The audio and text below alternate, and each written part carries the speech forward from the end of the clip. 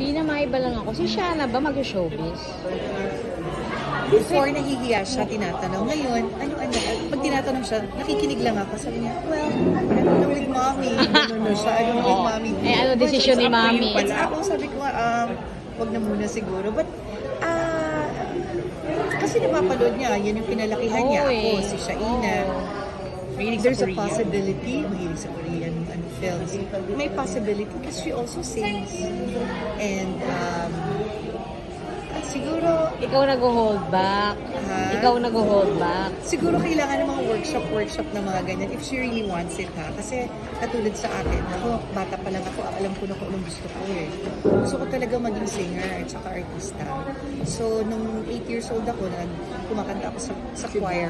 Alam ko na gusto kong kumanta. Siya, tingin mo hindi pa siya sure sa gusto niya? Hindi pa siya sure kung ano yung gusto niya. So, ayoko siyang i-push. Kasi ako may determination talaga. Ako na gusto kong maging singer. Eh, yun na. Tuloy-tuloy na. Nagko-contest ako. Sumasali ako sa persigido ako eh. Alam ko na nung bata ka. So, for now, sa kanya, medyo nagko-contemplate pa siya kung ano yung gusto niya. Hindi siya yung parent na dapat tapusin mo muna yung school. Pwede, tapusin niya muna. Kasi yan yung mga na-miss ko eh, sa childhood moments ko eh. Hindi ako nakapagtapos ng college, alam mo yan, pag-aaral. Kasi I was busy working already, 9 years old pa lang ako.